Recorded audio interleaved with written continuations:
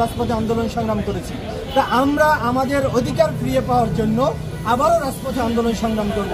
Immediately আমার নেতা ফিরে আসছে, আমার নেতা নির্দেশনায় আমরা ইমিডিয়েটলি আমাদের বিচার কিভাবে আদায় করে নিতে হয় সেটা আমরা ভালো করে জানি। ওই আমলেও আমরা আন্দোলন সংগ্রামের মাধ্যমে রুখে দাঁড়িয়েছি। আমাদের উপরে হামলার এটার বিরুদ্ধেও আমরা রাজপথে রুখে দাঁড়াবো ইনশাআল্লাহ। জাতীয় পার্টিকে কি বলবেন? জাতীয় পার্টি তো একটা আপনার কুলাঙ্গার রাজনৈতিক দল, এটা আপনারা ভালো করে জানেন। এই জাতীয় পার্টির জন্য আপনার 14 সালের নির্বাচনে বৈধতা দিয়েছে এই জাতীয় পার্টি। আপনি দেখেন ওই সময় হালুয়া রুটির ভাগ বাটোয়ারা দিয়েছে জাতীয় পার্টি। আপনার এরশাদ সাহেব সে বলছে কি, আমি থুতু ফেলছি, আমি আর নির্বাচনে যাব না, আমি যদি নির্বাচনে যাই তাহলে থুতু চেটে খাই। দেখেন 9 বছর রাষ্ট্র পরিচালনা করছে একজন রাষ্ট্রপ্রধান, সে থুতু ফেলছে, সেই থুতু যে চেটে খাওয়ার মতো একটা কথা বলে সে রাখতে পারেনি, পরে সে নির্বাচনে গেছে। 14 সালের নির্বাচন বৈধতা দিয়েছে, 18 সালের নির্বাচন বৈধতা দিয়েছে, 24 নির্বাচনও বৈধতা দিয়েছে।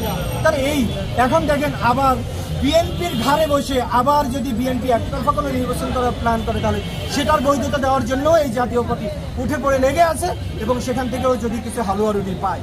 কিন্তু আমাদের একটাই বার্তা, যে অন্যায়ের জন্য, যে ফ্যাসিজমের জন্য, যে জুলুম অত্যাচারের জন্য যদি আওয়ামী লীগের কার্যক্রম নিষিদ্ধ হয় তাহলে সেই আওয়ামী লীগের সাথে আপনার যারা হালুয়া রুটি ভাগ বটোয়ারা খেয়েছে 14 দলের যদি কার্যক্রম নিষিদ্ধ হয় তাহলে জাতীয় পার্টিকে কেন নিষিদ্ধ করা হবে?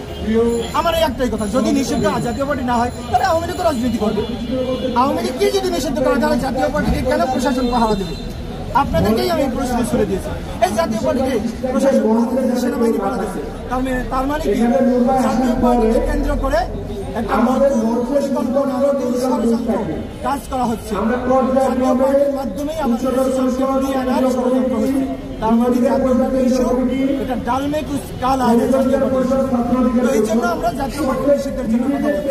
এই নির্বাহীকে যে হামলা করেছে দেখেন, জাতীয় পার্টি ইস্যু দিয়ে বিএনপি কথা বলে না, জামাত কথা বলে না, চরমনাই কথা বলে না, কেউ কথা বলে না, নূর শুধু কথা বলে। তাহলে নূরের নূরকে যদি শেষ করে দেওয়া যায় তাহলে ইস্যু নিয়ে কেউ কথা বলবে না, প্রতিবাদী বিপ্লবী কোনো আওয়াজ আর মাঠে আসবে না। বিদায়ী কিন্তু এখানে হামলা করেছে, আপনারা দেখতে পাচ্ছেন যে তার মাথায় একের পর আগা, হয় তাকে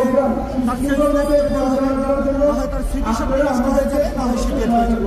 এই প্ল্যান নিয়ে তাকে হত্যা করার উদ্দেশ্যে হামলা করেছে। আপনি দেখেন 27 বার এই নূরের উপরে হামলা করেছে। আমাদের শরীরের উপরে অনেক আঘাত আছে নূর ভাইকে সেভ করার জন্য। টাঙ্গাইলের কাকমারিতে আমাদের দল 21 সালে যখন আমরা প্রতিষ্ঠা করি, কাকমারিতে আমরা প্রথম মাওলানা ভাসানীর মাজারে ফুলের সংবর্ধনা দেওয়ার জন্য গেছিলাম। সেই সময়ও কিন্তু এই হামলা করা হয়েছিল। সে সময় কিন্তু এত